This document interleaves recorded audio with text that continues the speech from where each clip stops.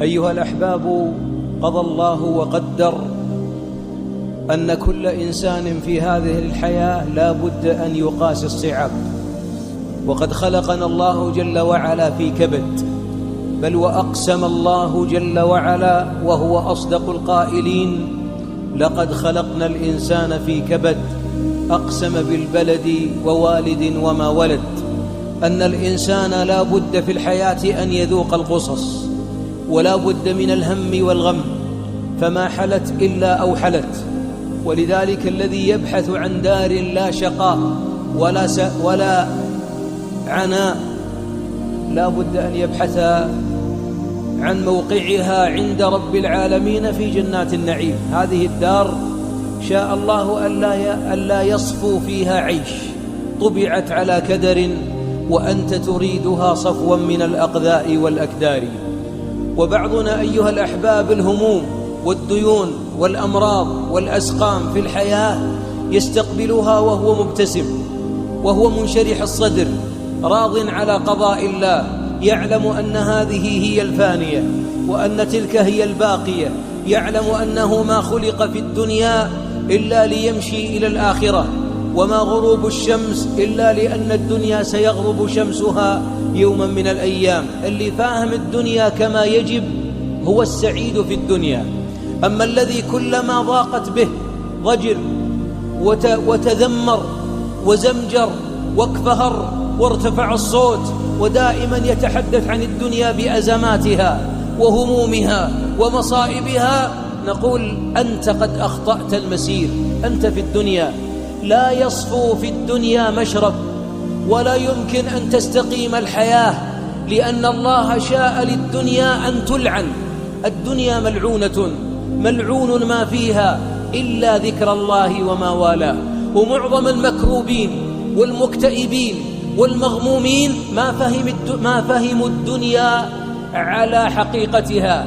هذه الدار قال الله عنها أنها له ولعب وزينة وتفاخر وتكاثر، وشبهها بالزرع الذي يعجبك خضاره ثم يهيج فتراه مصفرا ثم يكون حطاما. ولذلك أيها الأحباب أسعدنا وهو اللي فهم الدنيا على حقيقتها فاستعذب الآلام فيها. وانظر إلى حياة محمد عليه الصلاة والسلام، جاع فيها، ما سكن القصور، مات أبناؤه الستة قبله، ولم يبق من أبنائه إلا فاطمة رضي الله عنها.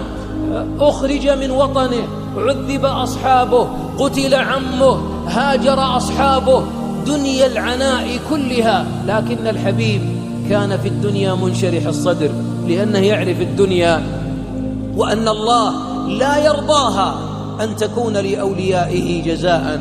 نعم، ولذلك وهو على فراش الموت عندما خير أن يمد في أجله أو أن ينتقل إلى لقاء ربه قال: بل الرفيق الأعلى. شيب كثير من الناس وأتاه الأمراض والاكتئاب، وكله من هموم الدنيا. يقول: يا شيخ ديون وعيال ما يطيعون وفينا أمراض وفينا. هذا حال الدنيا، فاحتسب آلامها حتى تلقى الله جل وعلا. عبد الله بن الإمام أحمد عندما رأى والده في عناء قال: أبتاه متى الراحة؟ قال: الراحة عندما نودع جسر جهنم خلف ظهورنا ونستقبل ونخطو أول خطوة إلى جنات النعيم. الراحة هناك، واللي يبحث عن الراحة في غير لقاء الله وفي غير طاعة الله مسكين. نقول له مسكين، الرقم غلط. ولذلك الدنيا لابد إذا حلت أنت من الذي ما قبر غال؟ اليوم معنا من مات رحمه الله رحمة واسعة، رجل وامرأة، أسأل الله أن يجعل قبورهم رياضا من رياض الجنات، اللهم آمين. ذهبوا وسيذهب الذين عزوهم، سنعزي أولئك، وسيعزى فينا بعد أعوام أو أيام أو ساعات.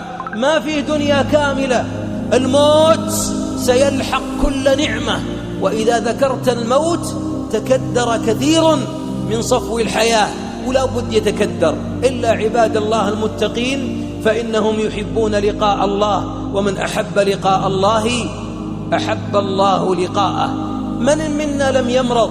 من منا ما فقد العافية؟ من اللي منا ما يأكل حبوب سكر بعد 40 و50 وكوليسترول وضغط وعيال عليه يقلقونه وزوجة تتغير أخلاقها وديون تلحقه وهموم وبدن يتعب وحزن يدخل؟ لا بد أن تحتسب هذا كله، وإلا يطول ليلك يا أبو فلان، ليل طويل ما فهمت الدنيا. الصحابة رضي الله عنهم علمهم الحبيب عليه الصلاة والسلام كيف يتعاملون مع الدنيا، أن يقتحموا العقبات في الدنيا. بماذا؟ بفك رقبة أو إطعام في يوم ذي مسغبة، أو أنهم يتواصون بالمرحمة أو يتواصون بالصبر. وهذا اللي يجعل العبد يسير إلى الله وهو هانئ ومطمئن النفس، أنه يعرف أن اللي يفقده في الدنيا ويحتسبه وهناك في الآخرة يجده عند الله في كتاب لا يغادر صغيرة ولا كبيرة إلا أحصاها. ولذلك أحبابي دعوة إلى أن نفهم أن الله أقسم جل وعلا أننا خلقنا في كبد. طيب لماذا يخلقنا في كبد؟ لماذا العناء؟ لماذا الهم؟ لماذا الجوع؟ لماذا الفقر؟ لماذا المرض؟ لماذا الموت؟ لماذا الآلام؟ حتى لا تركن يا عبد الله للفانية وتنسى الباقية، حتى لا تبقى هنا تحرث وتزرع وتعمر وتقض وناسين الآخرة، حتى لا تنسى الله. أنساهم، نسوا الله فأنساهم أنفسهم. البعض منا شيبت لحيته وشيبت عيونه وكل همه يبني يعمر يحفر يصب يقض. يا مسلم أنت ستتركها بعد 100 عام من اليوم. ما واحد منا في المسجد موجود، واللي متجاوز 40 ما في أمل، ولا 30 قادمة، ولا 70 قادمة، ولا 40، والعلم عند الله. سنلقى الله. لذلك آلام الدنيا هي التي توصلك إلى جنان الجنة. يقول بعض السلف لولا مصائب الدنيا لقدمنا إلى الله مفاليس. لولا أن الله يصيب العبد في بدنه وفي ولده وفي ماله وفي من أحبه ويحتسبه ويصبر على الألم وعلى الحزن، وإلا ما الذي يوصلنا إلى الجنة؟ الجنة إذا دخلنا الجنة، أسأل الله أن يدخلنا الجنة بلا حساب ولا سابق عذاب. أن العبد إذا وصل إلى الجنة أحبابي دخلت الملائكة تبشره، وأكبر سبب أوصلك للجنة والملائكة يدخلون عليهم من كل باب سلام عليكم بما صبرتم. ولذلك أقول للمريض يلي تأخذ إبرة وتأخذ علاج، أو ذاك المريض الذي يقلبونه على الفراش، احتسب الآلام واحتسب الأنين واحتسب التعب واحتسب الحمى، فوالله إنها تكفر الذنب. بعض المرضى على سرير المرض من أعوام طوال ما ماتوا ولا هم مع الأحياء يدرجون. أتدرون لماذا؟ إن كانوا من المحتسبين لهم منازل عند الله في جنات النعيم لم يبلغوها بعد. إذا بلغوها قبض الله أرواحهم، وصار النوم على السرير هو أحد أسباب الثبات على الصراط يوم القيامة. نعم يا أيها المريض، احتسب حبة المنظم وحبة الكوليسترول وحبة الضغط والأمراض التي تعتريك، احتسبها واحمد الله وابتسم وأنت تبتلع الحبوب وتخترق جسدك الإبر. احتسب وابتسم، فإن البلاء لا يزال بالعبد المؤمن حتى يلقى الله وليس عليه خطيئة. احتسب يا عبد الله من مات من أرحامك، أب، ابن، بنت، زوجة، أبناء، أرحام، احتسبهم عند الله، فالدموع لا ترد غائبا، وكن صابرا، فإنما الصبر عند الصدمة الأولى. أمر الله ملائكته عندما قبض ابن عبد من عباده قال: ابنوا لعبدي بيتا وسموه بيت الحمد. الحزن والبكاء والعويل واللطم وشج الرأس والصراخ والاعتراض لا يرد غائبا، فارضوا على قضاء الله. وأعظم عباد الله عملا وتقا هو الذي إذا أعطي حمد وإذا أخذ منه حمد، فليس لنا إلا قول الحمد لله رب العالمين. وأنت يا من افتقرت ولحيق بك الدين، إن الدين هم، والهم مكفر للذنوب، ما يصيب المؤمن من هم ولا غم ولا وصب ولا نصب حتى الشوكة يشاكها إلا كفر الله بها من خطاياه. اقض دينك واستعن بربك، واعلم أن الهم الذي أقعدك وأتعبك لا يزيله التأوه ولا الاكتئاب. رأى الحبيب صحابيا قد أقعده هم الدين فقال: قم وقل اللهم اكفني بحلالك عن حرامك وأغنني بفضلك عمن سواك. واعلم أن هذه الهموم تكفر الذنوب، وأنت يا من لك أبناء، والأبناء ما استقاموا على حال، وكل ما قلت شرق راحوا غرب، وكل ما قلت صلوا تعصوا عليك، وكل ما ذهبوا انتظرتهم على الباب، وكل ما تكلمت ارتفع صوتهم عليك، وكل ما دعوت لهم أعرضوا عنك.